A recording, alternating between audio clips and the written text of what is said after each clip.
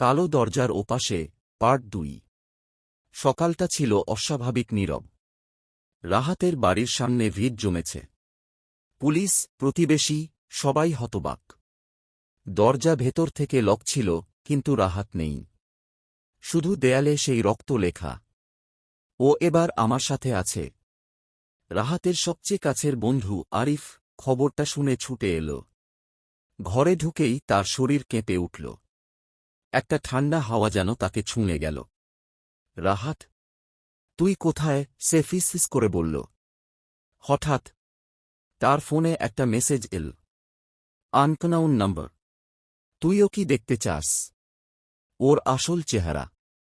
আরিফের বুক ধড়ফড় করতে লাগল। সে চারদিকে তাকাল। কেউ নেই, কিন্তু ঘরের কোনায় কালো ছায়াটা যেন নড়ছে। কে তুমি? আরিফ টাইপ করল।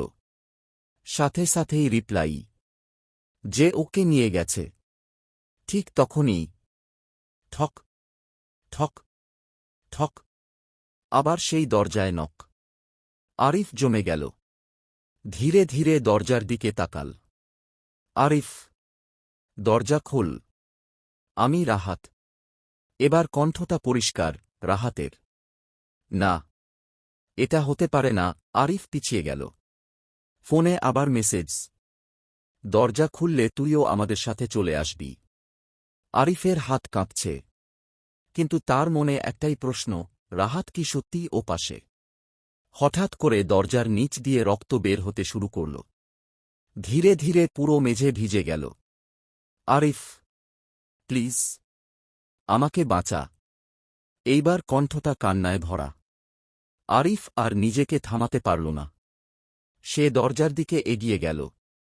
হাত বাড়াল, হ্যান্ডেল ঘুরাল। দরজা খুলতেই সবকিছু অন্ধকার। ভেতরে কোনো মানুষ নেই, শুধু একটা আয়না দাঁড়িয়ে আছে। আর সেই আয়নায় আরিফ নিজের মুখ দেখল না, দেখল রাহাত। তার পিছনে দাঁড়িয়ে আছে সেই কালো ছায়া। এখন তুইও আমাদের। পরের দিন আরিফও নিখোঁজ। ঘরের দেয়ালে নতুন করে লেখা, 2 জন এখনো বাকি। আর সেই দরজাটা এখনো রাতে নিজে থেকেই নক করে।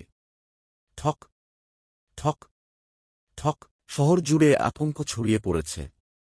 একের পর এক মানুষ নিখোঁজ হচ্ছে, আর প্রতিবারই একই ঘটনা। রাত 2টা, অজানা নাম্বার থেকে মেসেজ, আর দরজায় সেই ভয়ঙ্কর নক। ঠক ঠক ঠক। এই রহস্যের খোঁজ নিতে এলেন একজন অভিজ্ঞ তদন্তকারী, ইমরান। লোকজন বলে ইমরান নাকি এমন অনেক অদ্ভুত কেস সমাধান করেছে, কিন্তু এই কেসটা দেখে তার চোখেও অস্বস্তি ফুটে উঠল। রাহাত আর আরিফের বাড়ি পরিদর্শন করতে গিয়ে সে একটা অদ্ভুত জিনিস খুঁজে পেল। একটা পুরনো ডায়েরি। ডায়েরির শেষ পাতায় লেখা, এই দরজাটা কোনো সাধারণ দরজা না। এটা একটা পথ, অন্য জগতে যাওয়ার পথ। যে একবার ওদের ডাকে সাড়া দেয়, সে আর ফিরে আসে না। ইমরান থমকে গেল। অন্য জগত? ঠিক তখনই তার ফোনে একটা মেসেজ এল। আনকনাউন নাম্বার। তুমি কি সত্যিটা জানতে চাও? ইমরান একটু হাসল। আমি সব সত্যি জানতে চাই। রিপ্লাই এল, তাহলে আজ রাত 2টায় দরজার সামনে দাঁড়াও। রাত 2টা। ইমরান একা দাঁড়িয়ে আছে সেই কালো দরজার সামনে। চারপাশে গভীর নীরবতা। হঠাৎ ঠক ঠক ঠক। দরজাটা কেঁপে উঠল। ইমরান, দরজা খোল। এইবার কণ্ঠটা একসাথে অনেকগুলো, যেন রাহাত, আরিফ আর আরও অনেক মানুষ একসাথে ডাকছে।